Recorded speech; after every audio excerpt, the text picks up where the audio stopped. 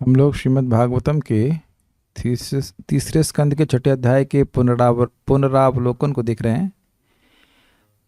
तीसरे स्कंद के अध्याय 5 के अंत में हम लोगों ने सुना था कि जो सृष्टि के तत्वों के नियामक देवता हैं उनकी सृष्टि हुई और वह अपने आप को एक दूसरे से मिल करके सृष्टि करने के सामर्थ्य से रहित देखे, अर्थात आकाश वायु अग्नि जल और पृथ्वी आदि के देवता अहंकार के भी वह सब यह अपने में सामर्थ्य नहीं देखे कि एक साथ मिल करके सृष्टि कर सके, तो वह भगवान से प्रार्थना किए थे। तो अब भगवान ने उनकी प्रार्थना सुनी और उस पर वह कहते हैं, ऋषिरुवाचा इति तासां स्वशक्तीनां सतीनां असमीत्य सह प्रसुप्त लोकतंत्राणां निशाम्य गतिमीश्वरः। इति तासाम स्वशक्ति नाम, इस प्रकार उनकी अपनी शक्तियों की प्रार्थनाओं को सुने भगवान। सती नाम, इस प्रकार की असमित्य सह, स मतलब है भगवान देखे, और उन्होंने यह देखा कि ये जो इनकी असमित्य, जो एक साथ नहीं होने की सती नाम अवश्य अवस्था है, ऐसा उन्होंने देखा अपनी शक्तियों की, उनकी प्रार्थना सुनी।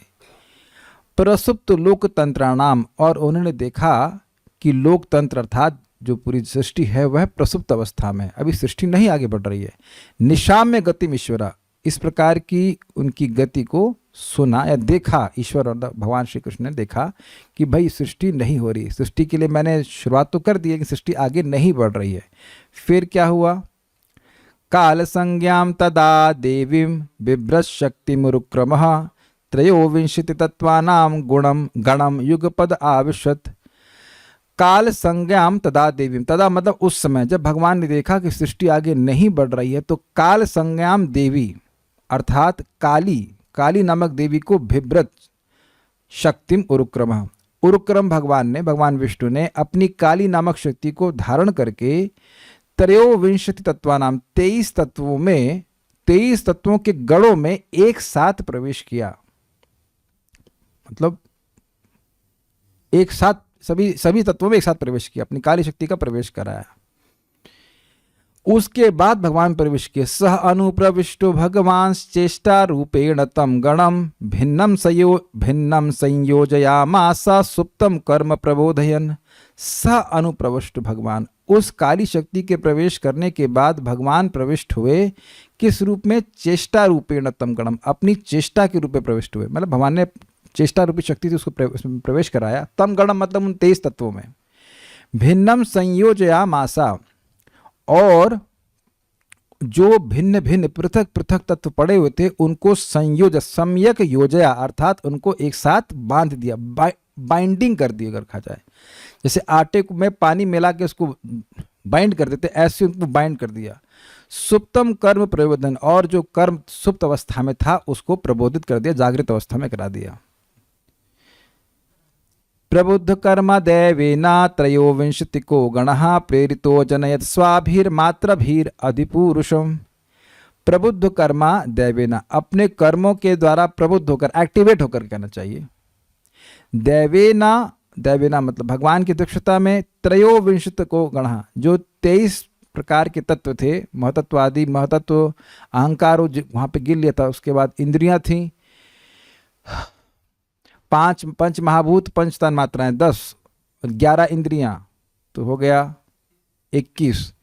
और क्या था उसमें? महतत्व 22, और एक और से तत्व रह गया? फिर एक और तत्व रह गया, अहंकार, यस अहंकार रह गया। तो ये सारे 23 तत्व को मिला करके प्रबुद्ध कर्मा, एक मिनट रुकिए, इसका अर्थ क्या बताया गया था प्रभुपाद के द्वारा?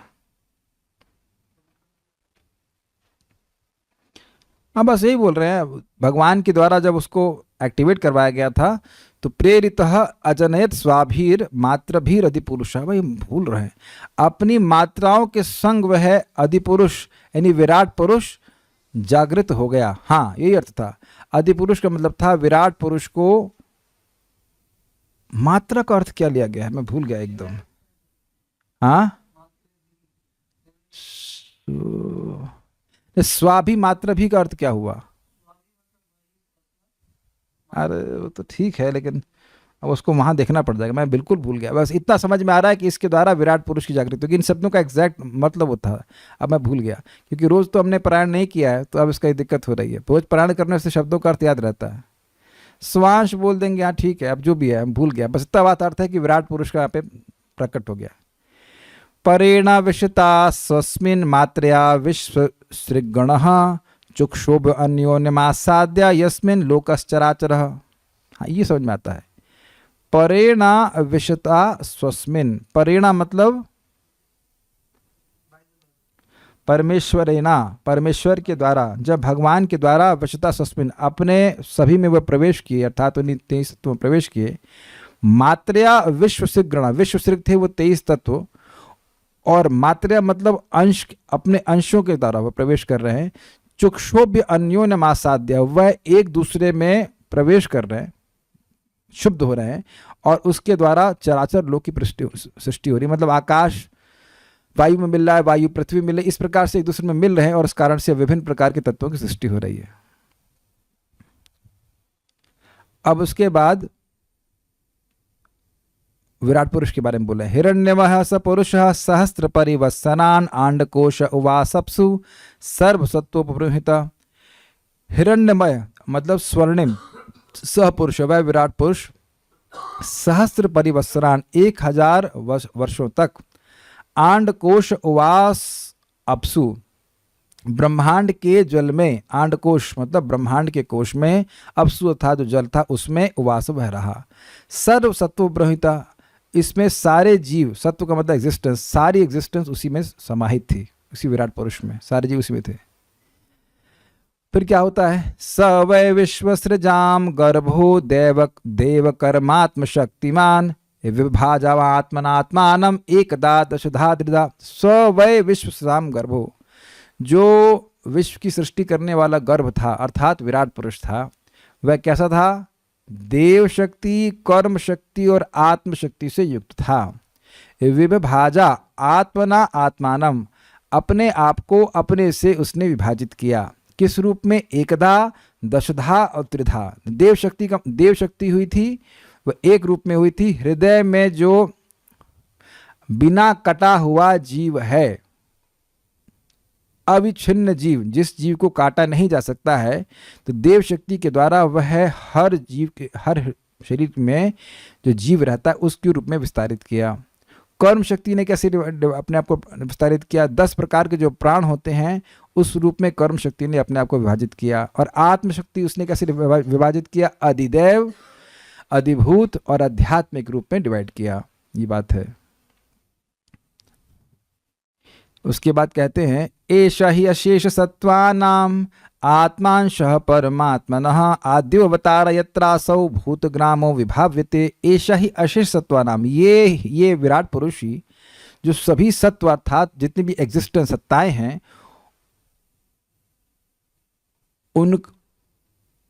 उनका आधार है, ऐसे कह सकते। एषा ही अशेष सत्वानाम आत्मांशः परमात्मनः, और परमात्मा का अंश है। आद्य अवतार, क्योंकि भौतिक जगत में सबसे पहला प्राकट्य है, इसलिए भगवान का इसे अवतार भी कहते हैं। ये 3 गुण बता रहे हैं इस विराट पुरुष के, सभी सत्वों का ये मतलब आधार है। दूसरा है कि वह परमात्मा का अंश है, और दूसरा, एक मिनट समझाइए, एषा ही अशेष सत्वानाम आत्मा, सभी जीवों का ये आत्मा है। दूसरा, अंशः परमात्मनः, परमात्मा का अंश है। आद्यो अवतार, और ये भगवान का आदि अवतार है, क्योंकि जगत में इसका प्राकट्य भगवान की तरफ से पहला अवतार यही होता है विराट पुरुष का। असौ भूत ग्राम विभाजते, और इसी में सारे भूतों का समूह विभाव्यते अर्थात प्रकाशित होता है। यही तो अर्थ है विभावित, हाँ, फ्लरिश, वही मतलब प्रकट होता है। अब जिस बात का वर्णन वहां पे पहले किया था कि एकदा दशधा त्रिधा, उसी का वर्णन यहाँ पे करते हैं। साध्यात्म साधिदेवश्च साधिभूत इति त्रिधा विराट प्राणो दशविध एकदा हृदय न च। तो विराट पुरुष के किन अपनी देव शक्ति, कर्म शक्ति और आत्म शक्ति से कैसे कैसे विभाजित हुआ, मान लो पूछेंगे तो यहाँ वर्णन हो रहा है कि जो आत्म शक्ति है वह कैसे विभाजित हुई, आध्यात्म, आदिदेव, आदिभूत, 3 प्रकार से हुई। और उसके बाद 10 प्रकार से कैसे विभाजित हुई, तो 10 प्रकार के प्राण के रूप में विभाजित हुई, उसका नाम वहाँ पे तात्पर्य में बताया गया था। और हृदय न एकदा मतलब हृदय में रहने वाला जो अविच्छिन्न जीव है उसके द्वारा वह देव शक्ति विभाजित हुई। क्रम पलट दिया गया लेकिन उसका विस्तार का किया गया यहाँ पे। आज का रिवीजन अजीब सा लग रहा होगा, लेकिन अब जिस टॉपिक का रिवीजन कर रहे हैं वही रिवीजन किया जा सकता है, क्या करूँ। दृष्टि तत्व तो फिर से आ गया सोच रहे थे पास हो गए तो। 10वें का क्या फिर कहते हैं, स्मरन विश्व सृजाम ईशो विज्ञापितम अधोक्षजः विराजम अतपत स्वेना तेजसैषाम विवृत्ते। स्मरण विश्व सृजाम ईशो, ईश मतलब भगवान ने, स्मरण विश्व सृजाम जो विश्व की सृष्टि करने वाले नियामक देवता है, तत्वों के नियामक देवता है, उनकी प्रार्थनाओं को स्मरण करते हुए कि हम सब की वृत्ति का निर्धारण कीजिए। विज्ञापितम मतलब उनकी जो प्रार्थना थी, अधोक्षज अर्थात वह भगवान जो ईश हैं, जो समर्थ हैं, और अधोक्षज मतलब जो इंद्रियों के पर हैं, उन भगवान ने उन तत्वों की जो प्रार्थना थी जो कि 3 स्कंद के 5वें अध्याय के अंत में करी गई थी कि भगवान हमारी वृत्तियों का निर्धारण कीजिए, उसको स्मरण किया। विराजम ऐसा करके, विराजम अतपत स्वेना तेजसैषाम विवृत्तये, अपने तेज के द्वारा, यानी कि स्वेना तेजसा का मतलब हुआ चिंतन किए, और विराजम अतपत विराज को प्रकाशित कर दिया, ऐसे प्रकाशित करिए। विवृत्ति मतलब विभिन्न प्रकार की जो वृत्ति हैं, कैसी किसकी क्या वृत्ति होगी यह सोच करके भगवान ने विराज को प्रकाशित कर दिया, ये कहते हैं। अब उसके बारे में वर्णन कर रहे हैं। अथ तस्याभितप्तस्य कतिधायतनानिह निर्भिद्यन्त देवानां तानि मे गदतः शृणु। अथ अब तस्य अभितप्तस्य भगवान के द्वारा जो प्रकाशित, कतिधा आयतनानि, कितने प्रकार के आयतन थे, मतलब कितने प्रकार के स्थान थे, ये देवता यहाँ रहेगा, अर्थात अधिभूत, अध्यात्म और अधिदेव की सृष्टि कैसी भगवान ने करी। निर्बध्यंत देवानाम, और किस प्रकार के विभिन्न प्रकार के देवताओं की सृष्टि हुई उसको मैं कह रहा हूँ, आप सुनिए। कौन कह रहा है? मैत्री मुनि और विदुर जी से कह रहे हैं। मतलब कौन से देवता की सृष्टि हुई, वह कहाँ रहेंगे और वह क्या कार्य करेंगे, इसका वर्णन वह करने वाले हैं। आयतनानी मतलब स्थान। शुरू होता है अग्नि से। तस्याग्निरास्यम निर्भिन्नम लोकपालो विशतपदम वाचा स्वांशेन वक्तव्यम ययासौ प्रतिपद्यते। ये आसान होगा। तस्य उन विराट पुरुष की, अग्निर आस्य निर्भिन्नम, आस्यम निर्भिन्नम मतलब उनके आस्य का मतलब मुख, उनका मुख जब विभिन्न प्रकार से प्रकट हुआ, मतलब अलग प्रकार से पृथक रूप से प्रकट हुआ, तो उसमें अग्नि नाम का लोकपाल विशत प्रदम अपने उस स्थान में प्रवेश कर गया। ये तो अब इसके बाद ये अगर आपने समझ लिया तो आगे सारे श्लोक समझ में आ जाएंगे जो उसके जैसे हैं। बेसिकली भगवान विराट पुरुष का मुख अलग से प्रकट हुआ। मैंने उदाहरण दिया था कि जैसे माँ के गर्भ में बच्चे का डेवलपमेंट होता है तो चेहरा, आंखें, नाक धीरे धीरे करके पृथक रूप से प्रकट होते जाते हैं। ये तो समझ में आती है बात? ये भी नहीं समझ में आती बात? भाई बच्चा सीधे तो ना जन्म ले लेता है, वो संग होने के बाद धीरे धीरे कर डेवलप होता है। तो पहले एक मांस का पिंड होता है, फिर धीरे धीरे करके उसकी आंख आती है, जो भी उसका मुख आता है। तो वैसे ही विराट का भी आंखें आना शुरू हुआ, अलग अलग होना शुरू हो गया। क्या समझ पाते हैं इस बात को? तो कह रहे हैं कि पहले मुख प्रकट हुआ।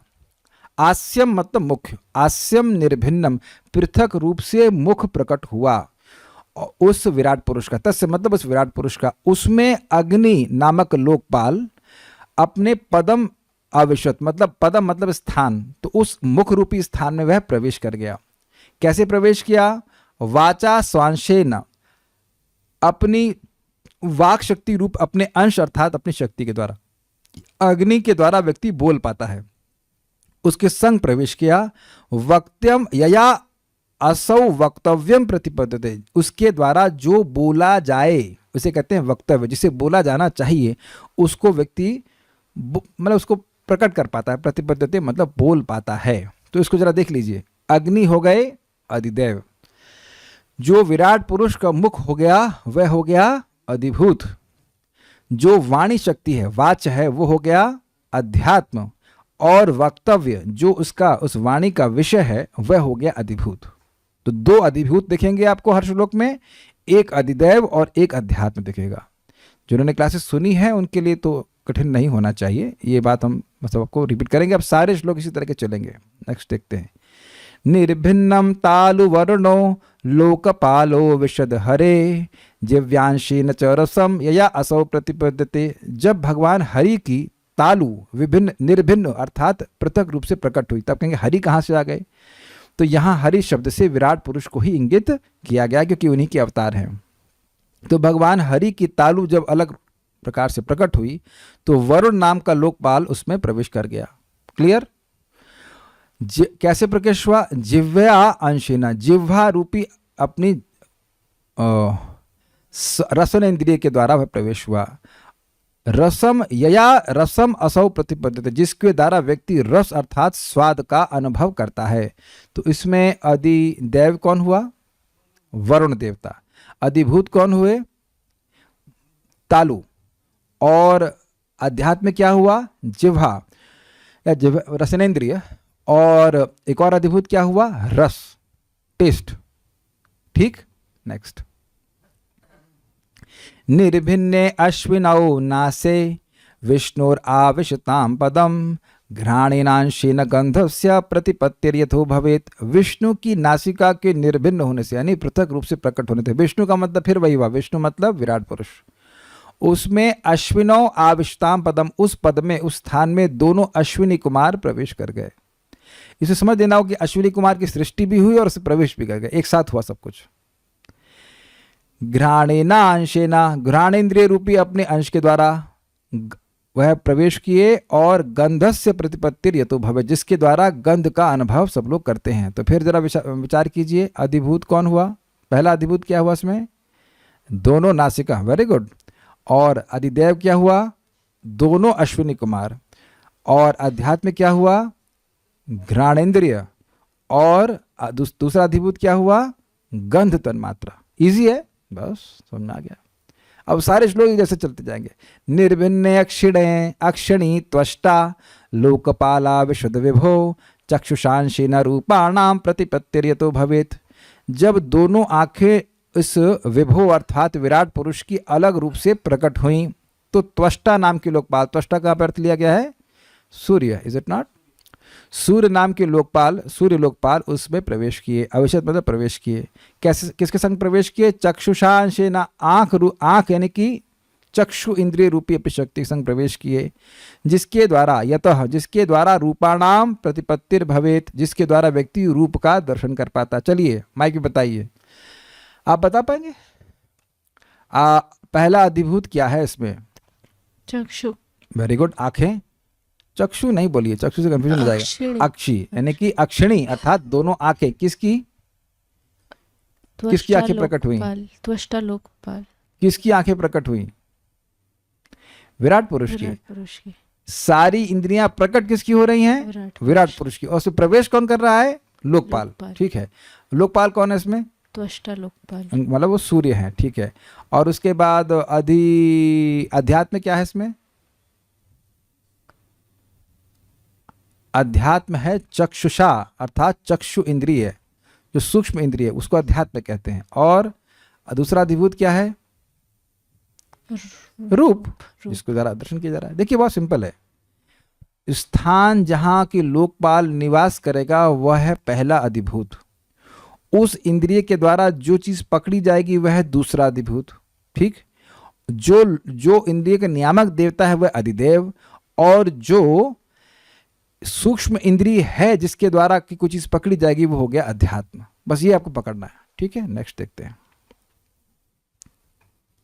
निर्भिन्नान्य अस्य चर्माणि लोकपाला नीलो विशत प्राणिनांशिन संस्पर्शम येनासौ प्रतिपद्यते। अस्य अर्थात इन विराट पुरुष के चर्माणि निर्भन्यान, जब इसके चर्म यानी चमड़ी अलग से प्रकट हुई तो लोकपाल अनिल अविशत, वायु नाम का लोकपाल इसमें प्रवेश कर गया। कैसे प्रवेश कर गया? प्राणे न अंशिना। प्राण का अर्थ क्या रखा गया है जरा बताइए। यहाँ पे प्राण का अर्थ प्राण है क्या? The part of the breathing. प्राण यहाँ पे कुछ अलग अर्थ था। यहाँ पे बस ये बात जो बोली गई थी कि जैसे प्राण सर्वव्यापी है, इस प्रकार से ये जो चर्म इंद्रिया है ये पूरे शरीर में व्याप्त रहती है, ये अर्थ लिया गया था। प्राण का अर्थ यहाँ पे प्राण नहीं लिया गया था। बट जो भी हो, वो जो स्पर्शेंद्रिय कह लीजिए, प्राणेन अंशेन का मतलब वह स्पर्शेंद्रिय, वह इसमें प्रवेश की और संस्पर्शम ये ना असौ प्रतिबद्ध, जिसके द्वारा इसका संस्पर्श का अनुभव, टच सेंसेशन का अनुभव करता है। बाकी अधिभूत तो आप समझ लेंगे। अधिभूत है चर्म, अध्यात्म है वायु का देवता, अधिदेव है वायु का देवता, अध्यात्म है चर्म स्पर्श इंद्रिय, और स्पर्श जो है वो अधिभूत हो गया, अध्यात्म अधिभूत हुआ। अब कान प्रकट होने, कर्णावस्य विनिर्भिन्नौ धिष्ण्यम स्वविविशुर्दिशः श्रोत्रेणांशेन शब्दस्य सिद्धिम ये न प्रपद्यते। अस्य अर्थात इस विराट पुरुष के कान, दो कान विनिर्भिन्नौ, दो कान प्रकट हो गए। धिष्ण्यम स्वम विविशुर दिशा, दिशा मतलब अपने स्थान में, तो दिशा यानी दिशाओं के देवता अपने उस कान रूपी स्थान में विविशु अर्थात प्रवेश कर गए।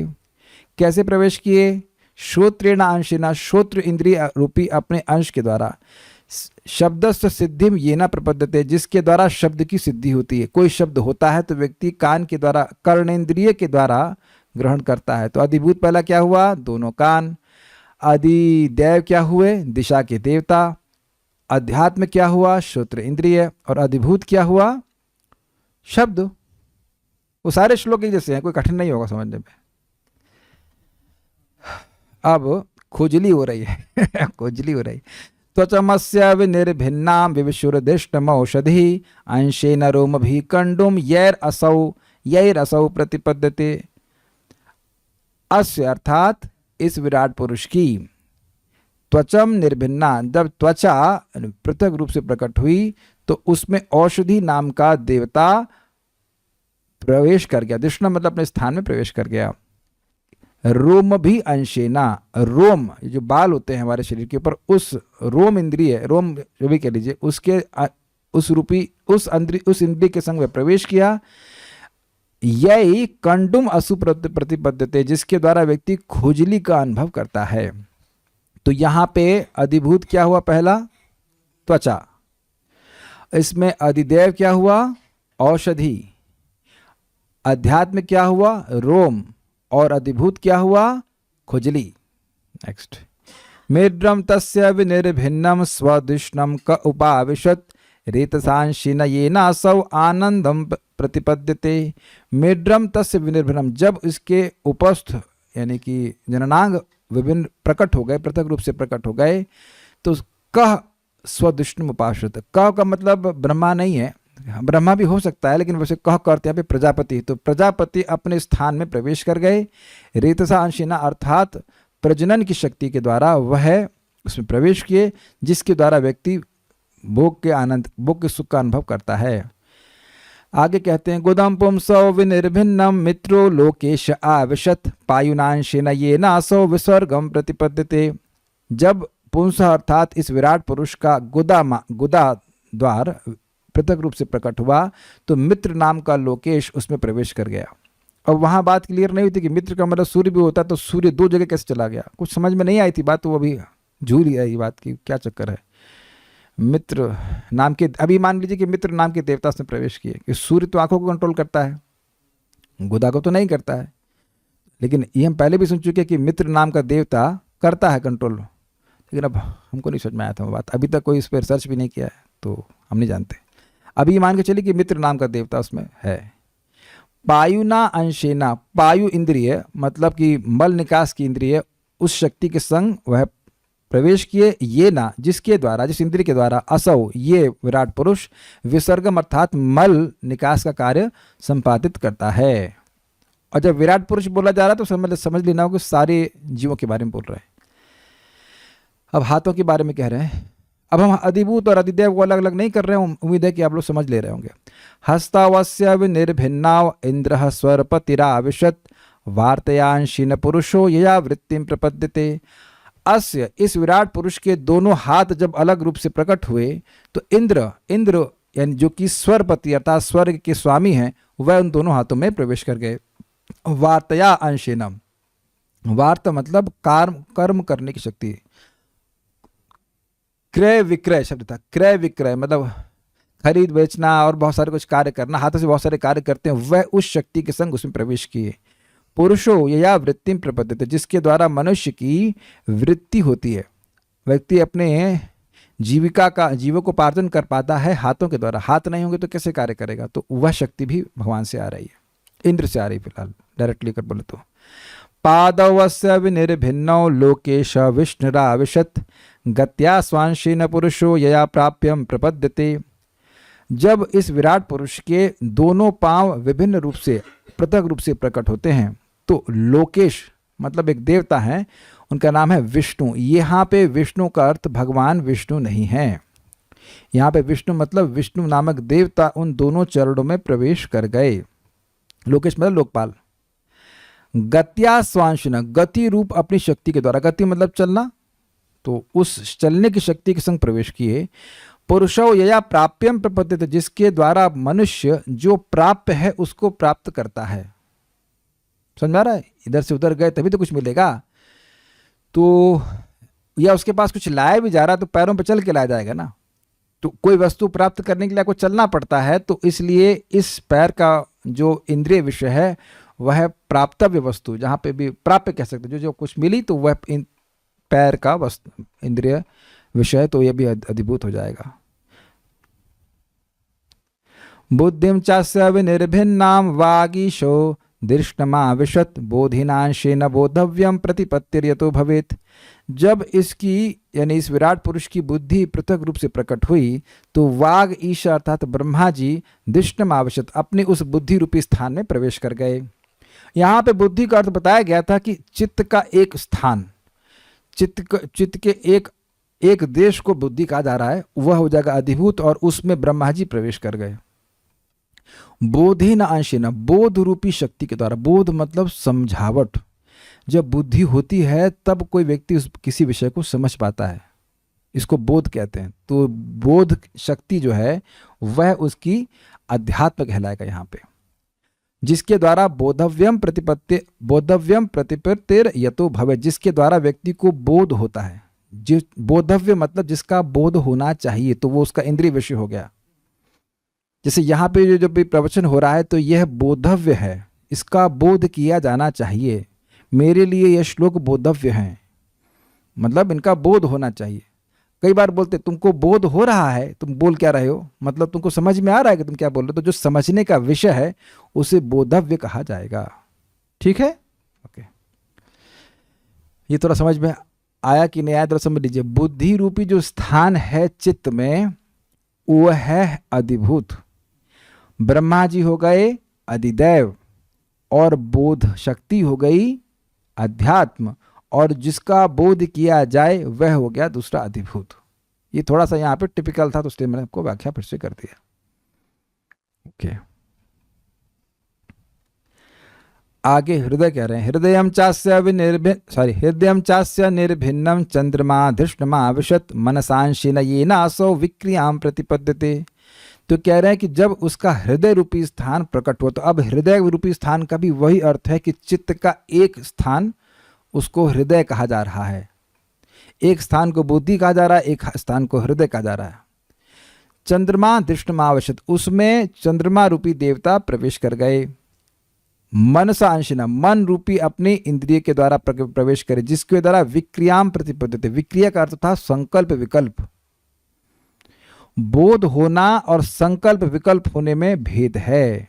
संकल्प मतलब मैं करूंगा, विकल्प मतलब नहीं करूंगा, लेकिन कुछ समझ में आना ये अलग चीज है। क्या आप लोग समझ पा रहे हैं इस बात को? किसका बोध हो रहा है कि नहीं हो रहा है?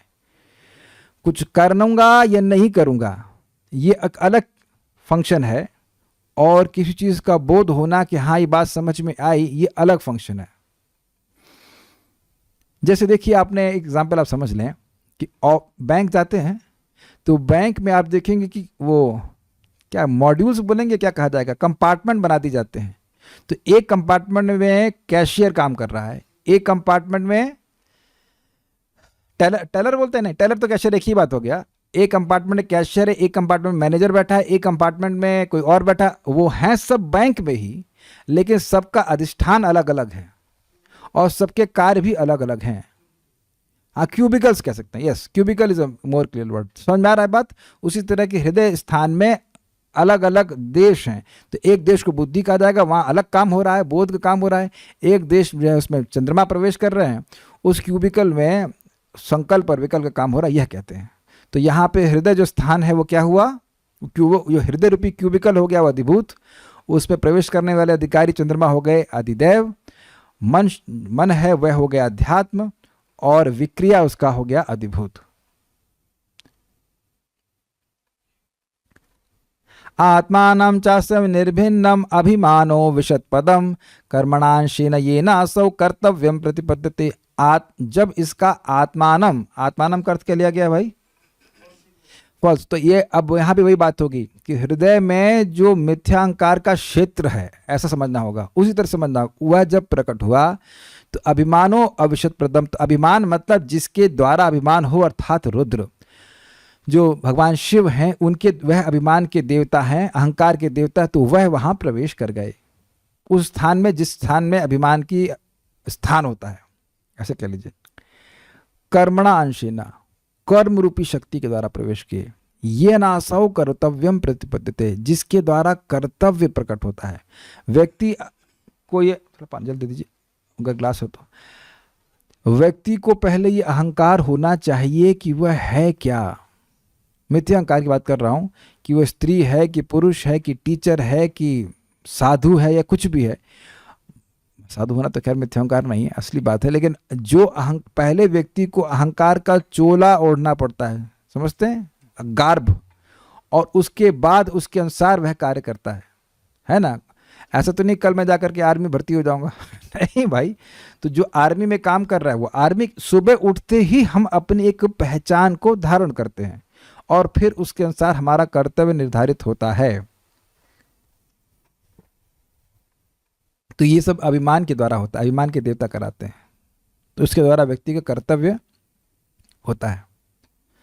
सत्वं चास्य विनिर्भिन्नम महान दिष्णम उपाविशत चित्तेनांशिन येनासो विज्ञानम प्रतिपद्यते। अब हृदय में सत्व रूपी स्थान जब अलग से प्रकट हुआ, तो महान, महान का मतलब क्या बोला गया यहाँ पे?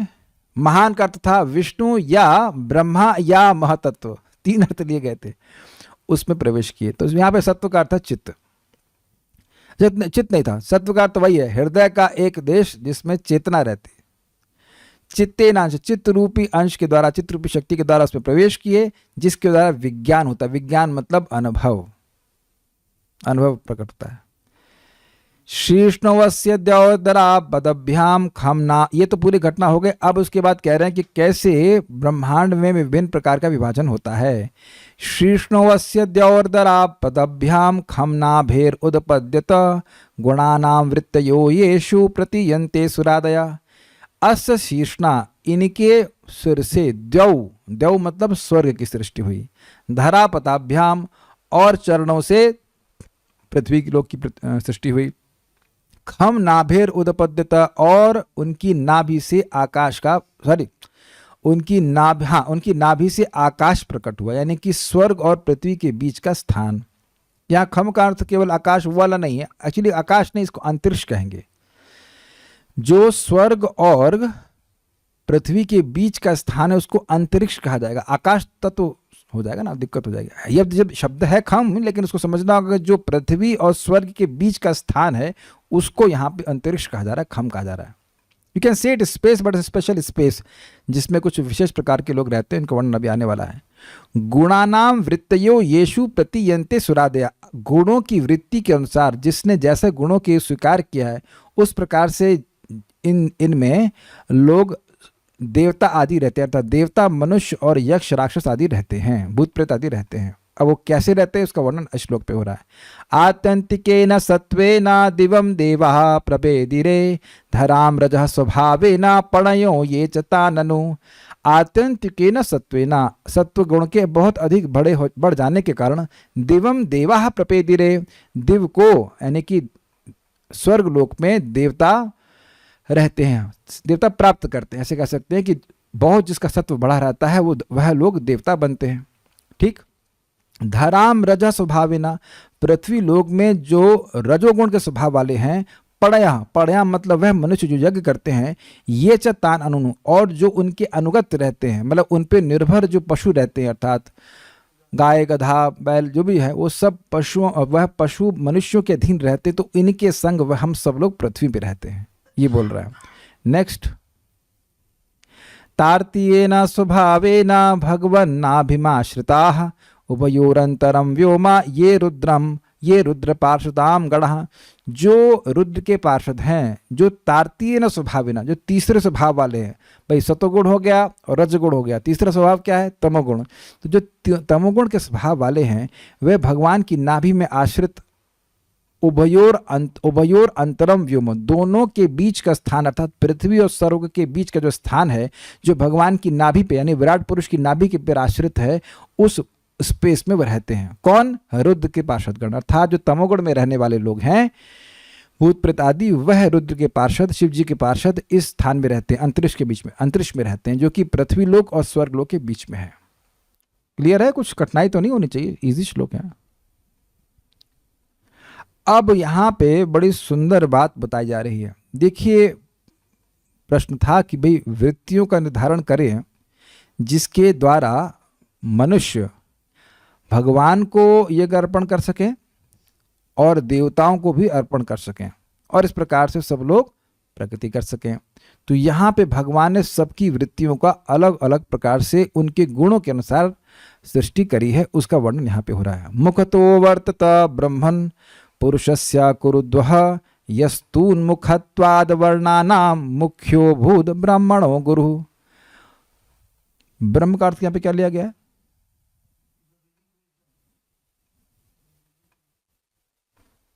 मुखतो अवर्ततः ब्रह्मन्, अच्छा ठीक है, जो पुरुषस्य कुरुद्वा, हे कुरुद्वा अर्थात कुरुओं में श्रेष्ठ विदुर जी, विराट पुरुष के मुख से ब्रह्म प्रकट हुए, वेद प्रकट हुए। यस्तून मुखत्वाद, क्योंकि उसके वह उन्मुख हैं, मतलब जो वेदों के ज्ञान के प्रति उन्मुख हैं, अर्थात उसके पढ़ने पढ़ाने में लगे रहते हैं, उस गुण के कारण वर्णा नाम मुख्यो, जो वर्णों में सबसे मुख्य हैं, अभूत, वह प्रकट हुए। कौन? ब्राह्मण, जो कि गुरु हैं, जो स्वाभाविक रूप से अन्य वर्णों के गुरु हैं। श्लोक का अर्थ यह होगा कि जो विराट पुरुष हैं उनके मुख से ब्रह्म अर्थात वेद प्रकट हुआ, क्योंकि ब्राह्मण वेदों के प्रति उन्मुख हैं, पढ़ने पढ़ाने में, समझने में, इसलिए ब्राह्मण रूपी वर्ण जो कि सभी वर्णों में मुख्य है वह प्रकट हुआ, और वह स्वाभाविक रूप से सभी वर्णों का गुरु है। तो यानी कि उनकी वृत्ति क्या है? वेद का पठन पाठन करना, शिक्षा देना, यह है ब्राह्मणों का कर्तव्य, और ये भी भगवान के मुख से ही प्रकट हुआ। क्लियर हुआ? ओके। यानी कि उनकी वृत्ति, वेदों के प्रति उनका झुकाव, इंक्लिनेशन, और वह ब्राह्मण और वेद, वह तीनों ही भगवान के मुख से प्रकट हुए, ये अर्थ है। बड़ी सुंदर बात प्रभुपाद कहते हैं कि भगवान के ब्राह्मण लोगों के मुख से भगवान खाते हैं, और अग्नि के द्वारा भी भगवान खाते हैं। फिर प्रभुपाद कहते हैं one should not be a fire without light. इसका क्या मतलब है? मतलब यह है कि ब्राह्मण को केवल खाना नहीं चाहिए, उसे बोलना भी चाहिए। जैसे अग्नि को आहुति देते हैं, घी देते हैं, तो अग्नि आपको प्रकाश नहीं देती है। केवल आप घी पे घी डाल रहे हैं और अग्नि आपको प्रकाश भी ना दे, ताप भी ना दे, तो यह कैसी अग्नि हुई? उसी प्रकार से ब्राह्मण भोजन करते हैं, ब्राह्मण भोजन भी करते हैं और लोग करवाते भी हैं, लेकिन ब्राह्मण भोजन करने के बाद बोले नहीं तो वो वैसी अग्नि के समान है जो केवल घी स्वीकार करती है लेकिन प्रकाश और ताप नहीं देती। तो ठीक है, आप भगवान के बिहाफ पे खा रहे हो, बड़ी अच्छी बात है, बेसिकली दान स्वीकार कर रहे हैं, यजमान का आटा यजमान का घी, शाबाश शाबाश बाबा जी, खाए जाओ, लेकिन आपने ज्ञान भी देना है। तो इसलिए यह नहीं सोचना चाहिए कि ब्राह्मण निठल्ले हैं, वो कुछ कार्य करते नहीं हैं, वह शिक्षा देते हैं। देखिए पॉइंट क्या है, जिसको शिक्षा माना जा रहा है और जिसके लिए हजारों रुपए पेमेंट किए जा रहे हैं, वो 2 कौड़ी की भी शिक्षा नहीं है। क्योंकि शिक्षा वही शिक्षा है जिसके द्वारा व्यक्ति यह सीखे कि वह इस जगत से बाहर कैसे निकलेगा। केवल पेट पालने की शिक्षा को शिक्षा नहीं कहा जाता है। और इस समय हमें जो भी शिक्षा प्राप्त हो रही है उससे पेट पलेगा या नहीं पलेगा वह भी संदेह है, लेकिन उसका उद्देश्य केवल इतना ही है। वह केवल एक नहीं आओ, बहुत ज़्यादा मैं व्याख्या नहीं करना चाहता हूँ, लेकिन क्योंकि लोगों को पता ही नहीं कि शिक्षा का मतलब क्या है, इस कारण से ब्राह्मण की द्वारा दिए गए ज्ञान की वह वैल्यू नहीं करते। ये बात, ये समस्या है समाज की। प्रश्न तो यही होगा ना, कोई अगर आध्यात्मिक शिक्षा दे रहा है तो कोई पूछेगा इससे पेट पलेगा क्या? तो प्रश्न ये उनसे करो कि पेट पालना किस लिए। ये प्रश्न, इसको उत्तर, ये शिक्षा कोई नहीं दे रहा, काहे को पेट पाला जाए। पेट तो बंदरिया भी पाल लेती है, पेट तो बंदर भी पाल लेता है, पेट तो गाय कुत्ता बैल सब पाल लेते हैं। तो क्या बस केवल फिर अगर वही करने के लिए पेट पालना है तो इतनी मेहनत करने की क्या जरूरत है?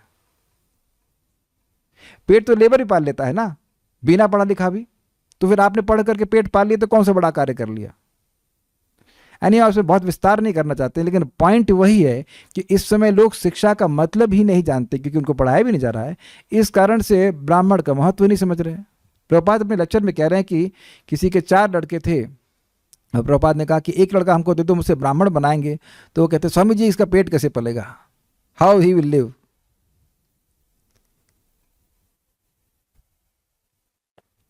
तो खैर जो भी है, ये ब्राह्मण मतलब वेद के प्रति उन्मुख होकर के ज्ञान देते हैं। ठीक है, आगे पढ़ते हैं क्षत्रियों के बारे में। बाहुभ्यो वर्तत क्षत्रम क्षत्रियस्तदनुव्रतः यो जातस्त्रायते वर्णान पौरुषः कंटकक्षतात्। बाहुभ्यो, भगवान के बाहों से, अवर्तत क्षत्रम, क्षत्र मतलब संरक्षण की शक्ति प्रकट हुई। क्षत्रियस्तदनुव्रत, और जो उस संरक्षण की शक्ति के अनुगामी थे क्षत्रिय भी प्रकट हुए। क्लियर। यह जातस्त्रायते वर्णान, जिसके द्वारा अन्य वर्णों का रक्षा होती, किससे? कंटकः क्षतात्, वह जो कंटक हैं, जो चोर डकैत हैं, उनके उपद्रवों से उनकी रक्षा होती है। पौरुष मतलब जो शक्ति है, वह जो सामर्थ्य है इस प्रकार से रक्षा करने का विराट पुरुष का, वह इनमें, इन क्षत्रियों में निहित होता है। ये लड़ाई करने की शक्ति सब में नहीं होती है। नेक्स्ट। विशो वर्तन्त तस्योर्वोर लोकवृत्ति करीर विभो वैश्यस्तदुद्भवो वार्ताम नृणाम यह समवर्तयत। विषः अवर्तन्त तस्य उर्वोर, तस्य उर्वोर मतलब उन विराट पुरुष की जंघा से विष, विष का क्या अर्थ लिया गया है?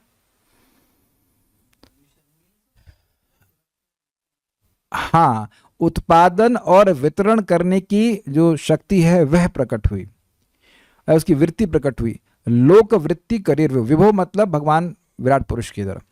लोक वृत्ति मतलब इस प्रकार की लोक वृत्ति प्रकट हुई। वैश्यस्तद उद्भवो वार्ता, उद्भव नहीं, वैश्यस्तद उद्भवो वार्ता, वैश्यगण प्रकट हुए और उनकी वार्ता अर्थात कृषि आदि प्रकट हुई, जिससे निर्णाम यह समवर्त, जिससे मनुष्यों का पालन होता है। भाई कृषि गोरक्षा वाणिज्य होता है, वैश्यों का कार्य वह प्रकट है, जिसका लोग पालन करने वाले हैं। पदभ्याम भगवतो यज्ञे शुश्रूषा धर्म सिद्धये तस्याम जातः पुरा श्रुद्रो यद वृत्त्या तुष्यते हरि। पदभ्याम भगवतो यज्ञे, भगवान यज्ञ यानी भगवान विष्णु के चरणों से शुश्रूषा सेवा की वृत्ति प्रकट हुई, धर्म की सिद्धि के लिए, धर्म के परफेक्शन के लिए सेवा की वृत्ति प्रकट हुई। तस्याम जातः पुरा शूद्रो, उससे पूर्व काल में शूद्र भी प्रकट हुए। यद वृत्त्या, जिनकी सेवा की वृत्ति से तुष्यते हरि, भगवान हरि संतुष्ट होते हैं। और इस बात पर प्रभुपाद ने बहुत सुंदर बात कही थी, ये सेवा की वृत्ति हर वर्ण को स्वीकार करनी होती है, चाहे वो ब्राह्मण हो, चाहे क्षत्रिय हो, चाहे वैश्य हो, चाहे शूद्र हो। उसका भाव यही होना चाहिए कि मैं अपनी वृत्ति के द्वारा भगवान विष्णु की सेवा कर रहा हूँ, क्योंकि वह मेरे स्रोत हैं। ये बहुत इंपॉर्टेंट बात है। सेवा की वृत्ति के बिना भगवान किसी के भी कार्य से संतुष्ट नहीं होते हैं। नेक्स्ट, अब बहुत बढ़िया बात यहाँ बोली जा रही है कि इन सारे वर्णों में स्थित होकर व्यक्ति को करना क्या चाहिए और क्यों करना चाहिए। करना क्या चाहिए तो बड़ा स्पष्ट है, अपने वर्ण और अवर्ण के अनुसार कार्य करना चाहिए, लेकिन क्यों करना चाहिए, ये बहुत बढ़िया बात है। एक बात सुनिए और लेट्स सी आपको उसका बोध होता है कि नहीं। बहुत ध्यान से सुना। अभी तक मान लीजिए आप कहीं भी थे, अभी क्लास में आ जाओ। लोग अपने जीवन का लक्ष्य मान बिना जाने परस्यू कर रहे हैं। वह सोच रहे हैं कि मेरे जीवन का लक्ष्य है, ये जाने बिना कि ये मेरा जीवन का लक्ष्य है। क्या ये कैच किया आप लोगों ने? It is very subtle. नाते विदु स्वार्थ गति भी विष्णु को ही प्रभुपाद जी बड़े सुंदर तरह से प्रकट करते हैं। Is brilliant in putting things. क्या ये मेरी बात समझ में आई? Like to subtle. लोगों को पूरी एनर्जी लगा दे रहे हैं ये मानते हुए कि ये मेरे जीवन का लक्ष्य है, लेकिन यह नहीं जानते कि ये जीवन का लक्ष्य है। फॉर एग्जाम्पल, मैं आईआईटी की तैयारी कर रहा था, मुझे आईआईटी जाना है, मुझे आईआईटी जाना है, और कुछ प्लान मन में नहीं था कि और कुछ करना है। और से आप लोग अपने जीवन में देखे होंगे, नौकरी पर आना, ये करना है, वो करना है, लेकिन यह जीवन का लक्ष्य है कि नहीं, इसका निर्धारण किए बिना अपनी सारी एनर्जी हम उसमें लगा देते हैं। आपने जब आप कुछ सीख रहे थे ना, एस्ट्रोलॉजी वगैरह सीख रहे थे, तो कुछ था मन में और कुछ कि एस्ट्रोलॉजी के अलावा कुछ और सीखना है। आप जब आर्मी में है ना, अच्छा सॉरी, हाँ इशू है, आप इशू नाम है ना, हाँ इशू। तो जब आप लॉ सीखने जा रहे थे तो आप वही सोच रहे, लॉ सीखना है। काय को लॉ सीखना है? अगर उस समय कोई प्रश्न कर लेता कि भाई तुम यह क्यों करना चाहते हो, क्या ये जीवन का लक्ष्य है, तो हम बहुत कंफ्यूज हो जाते हैं और हम तब उतनी मेहनत नहीं करते। आपसे कभी किसी ने पूछा ये क्या एस्ट्रोलॉजी सीखना जीवन का लक्ष्य है, ये लॉ पढ़ना, ये आप कहाँ तक पढ़े? MBA किए हुए हैं। तो MBA के जीवन का उद्देश्य है ये काफी हास्यास्पद बात है। आप जितने लोग भी अब तक किसी भी पोजीशन पे हैं और मुझसे पीछे लगे पड़े हुए थे तब ना मिला, वो यही मानकर बैठे हुए हैं कि ये जीवन का लक्ष्य है। जीवन का लक्ष्य जान ही नहीं रहे हैं और उसके बाद लगे पड़े उसे करने में। क्या ये बेवकूफी नहीं है? तो ये श्लोक हमारे जीवन को एकदम अलाइन कर देगा। क्यों करना चाहिए, ब्राह्मण के रूप में क्यों कार्य करना चाहिए, क्षत्रिय के रूप में क्यों कार्य करना चाहिए, लाइक दैट। तो ये श्लोक बड़ा सुंदर है। एते वर्णः स्वधर्मेण यजन्ति स्वगुरुम हरिम श्रद्धात्मा विशुद्ध्यर्थम यज्जातः सह वृत्तिभिः। एते वर्णा, ये सारे वर्ण, स्वधर्मेण, अपने धर्म के कारण, द्वारा, ब्राह्मण क्षत्रिय वैश्य शूद्र जो भी धर्म उसके द्वारा, यजंती, यजन करते हैं। किसका? स्वगुरुम हरिम। इसके दो अर्थ है, अपने गुरु हरि का, मतलब हरि भगवान सबके गुरु हैं इसलिए उनका यजन करते, या अपने गुरु के मार्ग अनुसार, मार्ग निर्देशन अनुसार हरि का यजन करना चाहिए, या यजन करते हैं। तो करते ही हैं, अंडरस्टूड है कि करते हैं। अगर उनका गुरु है तो वह अपनी वृत्ति के अनुसार भगवान का यजन करते हैं। देखो इसको प्रैक्टिकल समझो। आप लोग, आप सब लोग हैं, जैसे आपने बताया भी आप लॉयर हैं, मैं थोड़ा कंफ्यूज हो गया था आपकी शक्ल से, एकदम आपकी शक्ल, मैं सोचा था इशू ही हैं आप, लेकिन जस्ट गॉट कंफ्यूज। रजत प्रभु भी हैं तो आर्मी में एकदम शक्ल मिलती है। तो रजत प्रभु को मैंने ये नहीं कहा कि वे आर्मी छोड़ दें, ये आपको भी नहीं कहा कि लॉयर क्या करेंगे, लॉयरगिरी वकीलगिरी वकालत छोड़ दें। ये हमारे सत्यम प्रभु है, तूने बोलो नहीं अपने ऑफिस छोड़ दो। क्या मैंने कभी किसी को ऐसा कहा? नहीं कहा। अगर आप मान लीजिए कि मैं टीचर हूं, समझा रहा हूं, तो ऐसा नहीं कहा जा रहा। क्यों नहीं कहा जा रहा है? क्योंकि हर व्यक्ति का एक ही साइकोफिजिकल नेचर है। अगर मुझसे कह दो लॉयर बन जाओ तो हम तो नहीं कर सकते। अगर कोई बहस कर भी सकता हूं तो ये भागवत के संबंध में बहस कर सकता हूं, उससे अधिक बहस नहीं कर सकता। संकल्प ही नहीं कर सकता कि मैं वो धर्मशास्त्र पढ़ूं। IPC बोलते हैं क्या? इसको नहीं पढ़ सकता मैं। Do you agree? तो यह तो करना संभव नहीं है। आपके गुरु, दीक्षा गुरु हो चाहे शिक्षा गुरु, कभी नहीं बोलेंगे कि जॉब छोड़ दो, ये छोड़ दो, ऐसा कुछ नहीं बोलते हैं।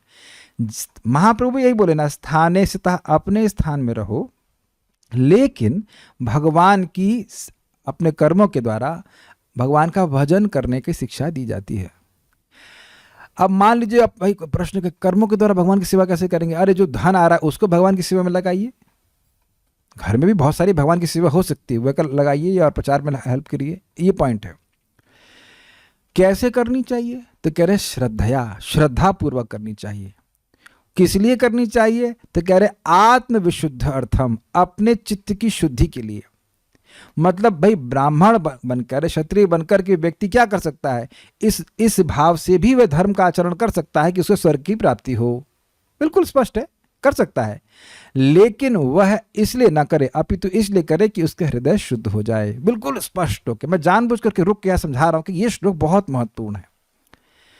उसके बाद कहते हैं यद जातः स्वः वृत्ति भी, जिन भगवान से व्यक्ति का जन्म होता है उसकी वृत्तियों के साथ। अब ये बड़ी सुंदर बात यहां पे बताई गई थी कि देखिए व्यक्ति अपनी वृत्ति का पालन करे, लॉयर है तो लॉयर, जो कुछ भी कार्य कर रहा है, लेकिन अपनी आत्मा की, अपने चित्त की शुद्धि के लिए करे। उसको यह चिंता नहीं होनी चाहिए कि मेरा पालन कैसे होगा, क्योंकि आपका मतलब इंडिविजुअली आपकी वृत्ति के साथ, अर्थात जिससे आपका परिपालन हो, उसके संग भगवान ने आपको जन्म दिया है। भगवान पालन करने वाले हैं।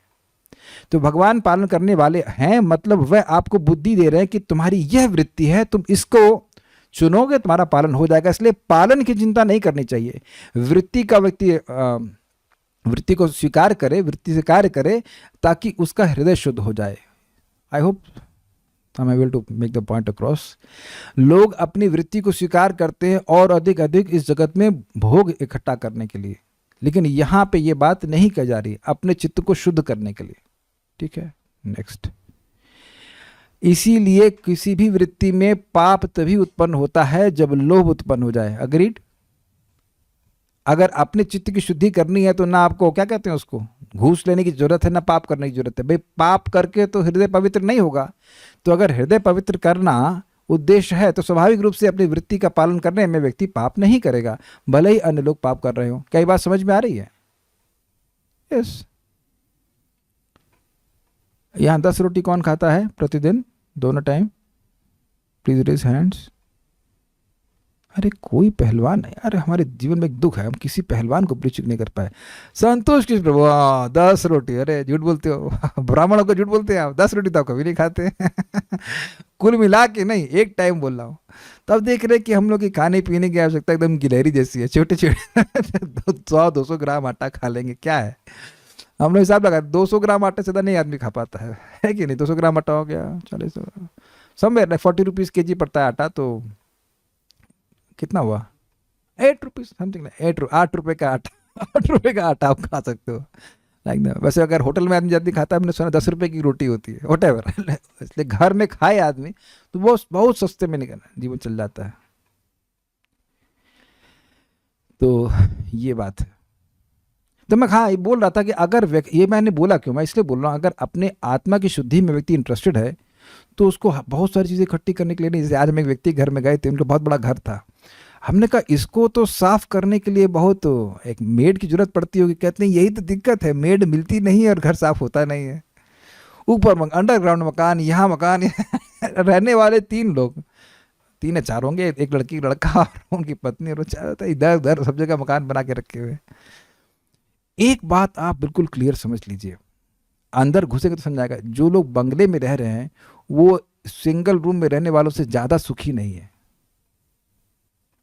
क्योंकि हर व्यक्ति सिंगल रूम में ही रहता है। Do you agree? कोई विरोध? ये इंटरेस्टिंग बात है ना। कह दीजिए कि आप एक बंगले में रहते हैं, wrong. You stay only in a room. You can stay only in a room, not more. Do you agree? कोई है व्यक्ति हैं जो 2 रूम में रह ले, अपने को प्रकाश विस्तार कर ले, एक विस्तार यहाँ एक विस्तार वहां, ऐसा तो कुछ भी नहीं है। तुम रह ही एक ही रूम में सकते हो तो फिर बंगला काहे के लिए बना रहे? एनीवेज, तो उसके लिए बंगला बनाओ, फिर उसके लिए चोरी चमारी करो, चमारी मतलब चोरी चकारी करो, सब करो और बस नरक में जाओ। क्या कर सकते? तो ये बड़ा स्पष्ट है कि अपनी विशुद्धि के लिए व्यक्ति करना चाहिए। चलिए अब कह रहे हैं कि भाई देखिए, ये जो भगवान का विराट पुरुष है, रूप है, इतना अनंत है, इसका विस्तार करने की इच्छा भी कौन कर सकता है। एतशतर भगवतो दैव कर्मात्म रूपिणः कह श्रद्धादुपाकर्तुम योग माया बलोदयम। एतत् यह विराट रूप का शत एतत् भगवतो शतर, हे शतर अर्थात हे विदुर जी, भगवान के दैव यानी दैव शक्ति, दैव मतलब काल, काल और कर्म रूपी स्वभाव से युक्त इस विराट पुरुष का कह श्रद्धाद उपाकर तुम, संपूर्ण रूप से वर्णन करने की इच्छा भी कौन कर सकता है। अर्थात मेरा वर्णन करने का तो कहना ही क्या, जब कोई पूर्ण रूप से वर्णन करने की इच्छा भी नहीं कर सकता तो कोई पूर्ण रूप से वर्णन कर भी कर सकता है। किसका, तो कहते हैं योग माया बलोदयम, जो भगवान की योग माया के बल से ये विराट पुरुष प्रकट हुआ है। अर्थात मैंने जो बोला है वह कोई पूर्ण वर्णन नहीं है, कोई इच्छा भी नहीं कर सकता तो पूर्ण वर्णन करेंगे कैसे। नेक्स्ट, जब आप कर नहीं सकते हैं, कोई इच्छा कर नहीं सकता है, तो आप बोल क्यों रहे हैं। तो कहते हैं तथापि कीर्तयामि अंग यथामति यथाश्रुतम कीर्तिम हरे स्वाम सत्कर्तुम गिरम अन्याभिधासतिम।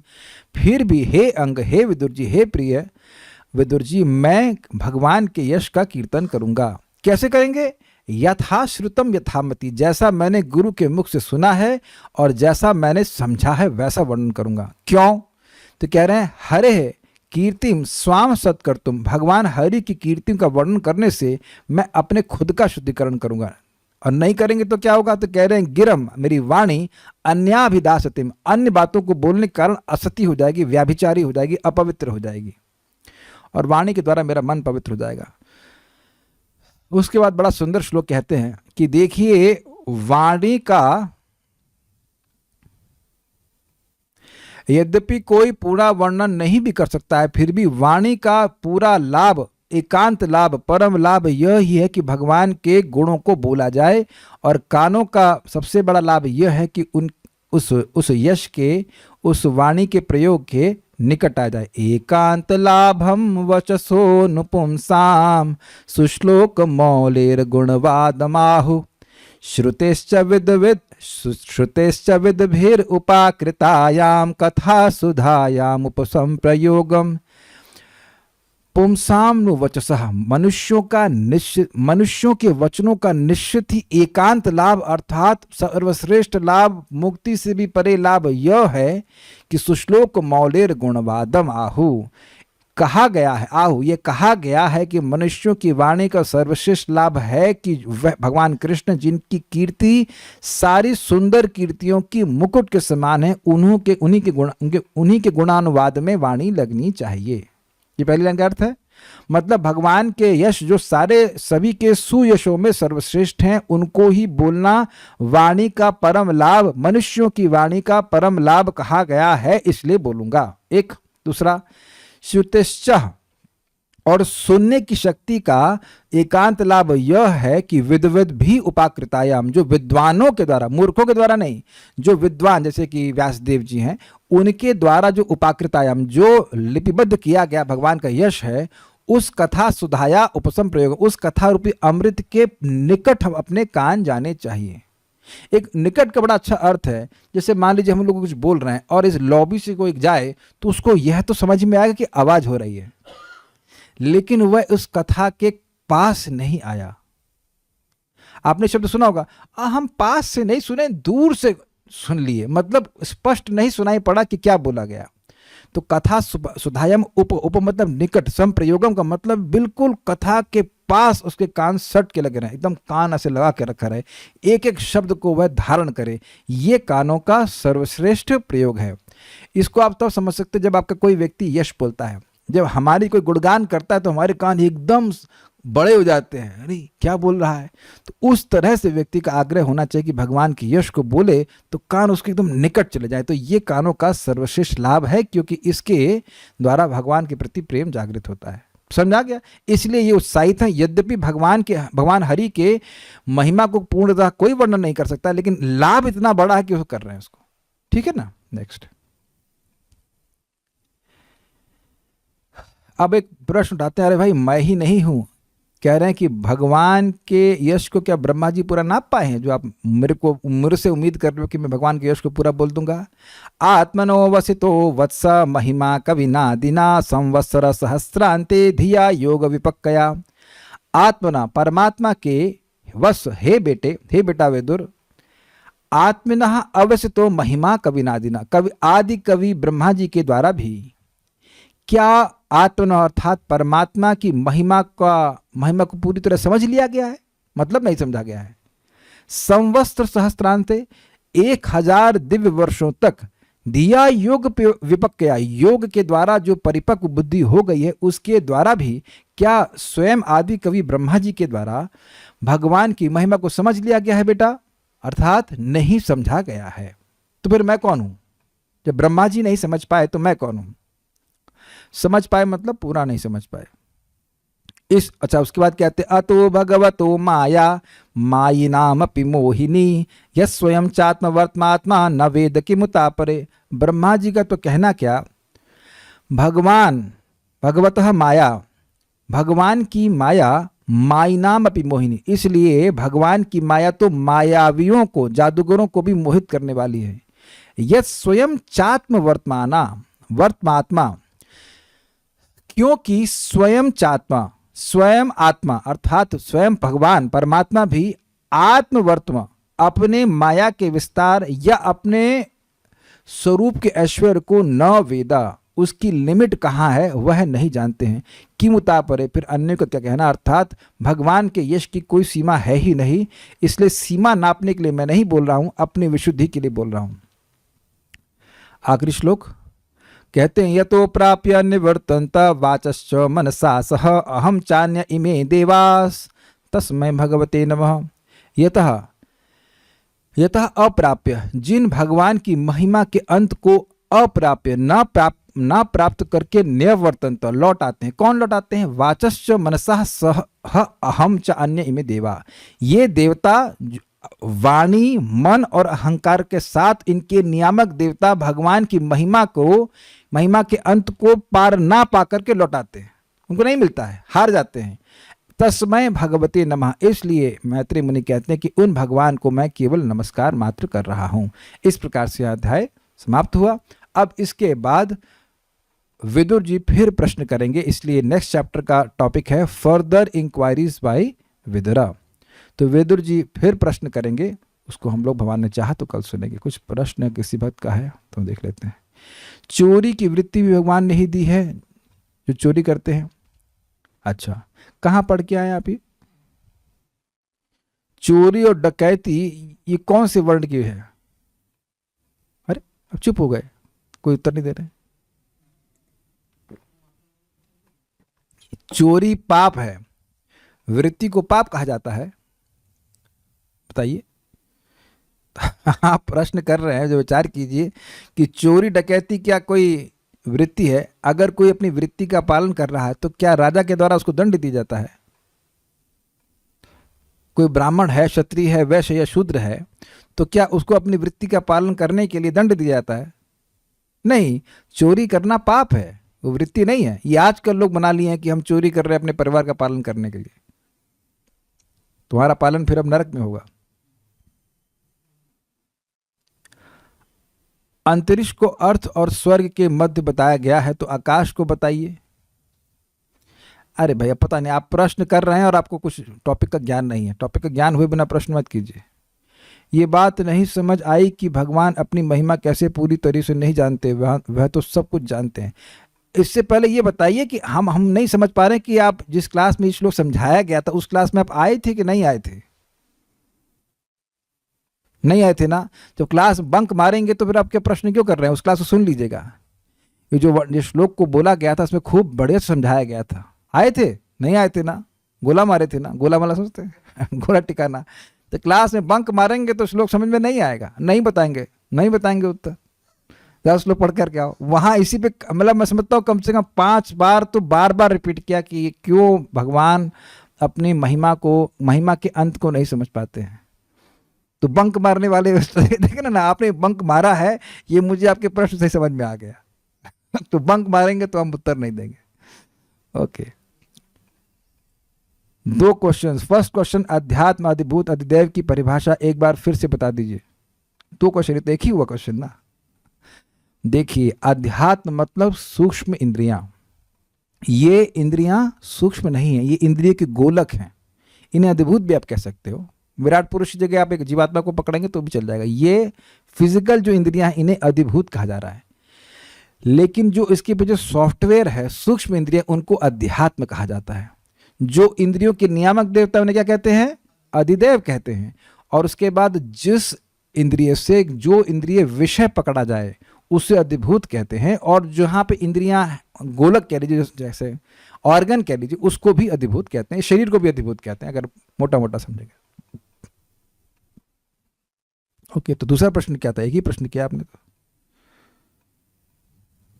दूसरा प्रश्न क्या? 3.6.27 में विराट पुरुष के मुख, स्वर्ग, नाभि, आकार, पैर, पृथ्वी और सेकंड कैंटो में कहा था कि विराट पुरुष का सिर ब्रह्मलोक। वो टेंशन मत लीजिए, कोई तारतम्य मत बिठाइए, जितना है वो सब समझ लीजिए बस। जो आप बोल रहे हैं उसके बोलने से पहले मैं सोच लिया था इस बारे में। समझ में आया? मुझे समझ में आ रहा है। वो कह रहे हैं कि भाई वहां तो बोला गया है कि पातालमितस्य हिपादम मूलम। यही बोल रहे हैं ना आप? पाताल लोग उनके चरणों में, या पृथ्वी को चरणों में बिठा दिया। तो जाओ विराट पुरुष से पूछ के आओ। नहीं, ऐसे नहीं, जाओ जाकर मैत्री मुनि से पूछ के आओ। हमसे क्यों पूछ रहे हो? हम क्या बोले? जो आप ये प्रश्न कर रहे हैं ये मैं भी सोच रहा था। ऐसा मत सोचिए कि हम नहीं सोच रहे थे। वहाँ लिखा है, सुखदेव गोस्वामी बोल रहे हैं कि भगवान के चरण कमल में पाताल लोक है, और यहाँ कहते हैं कि भगवान के चरणों में पृथ्वी है। तो बाकी लोग कहाँ गए? हम तो ये भी प्रश्न करेंगे, बाकी कहाँ गए? तब ठीक है, जो भी है, जैसा वर्णन है उसको यथा श्रुतम, जैसे सुन रहे हैं वैसा बोल रहे हैं। दो परंपरा से होगा system. I have no idea क्यों ऐसा कहते हैं, नो आइडिया। विराट पुरुष को काल्पनिक बोला गया था। देखिए, समझने का प्रयास कीजिए।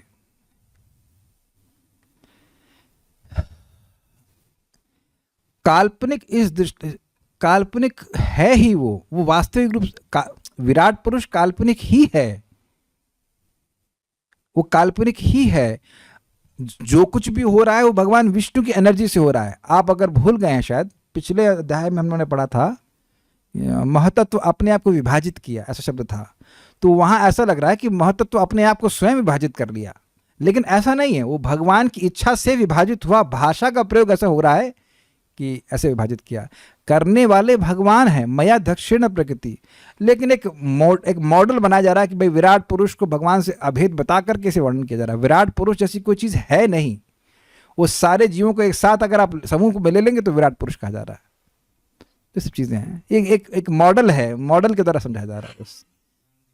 हाँ, नाम कह सकते हैं, मतलब एक सारे समष्टि जीवों को एक साथ ले रहे तो उनको विराट पुरुष कहते रहे। विराट पुरुष कोई अलग से जीवात्मा तो नहीं है ना, वो बात उसी तरह समझ लीजिए। इतना ही हमको समझ में आया। वैसे विराट पुरुष काल्पनिक ही माना जा रहा है, क्योंकि वहां बिल्कुल, वहां पे सुखदेव गोस्वामी स्पष्ट, गोस्वामी जी एकदम स्पष्ट कहते हैं कि इस पे ध्यान नहीं करते हैं भक्त लोग, ये भगवान का सच्चिदानंद स्वरूप नहीं है। ओके, तो आगे विदुर जी ने क्या पूछा वो भगवान ने चाहा तो हम लोग कल सुनेंगे। श्रीमद् भागवतम की जय, श्रील प्रभुपाद की जय, निताई गौर प्रेमानंदे।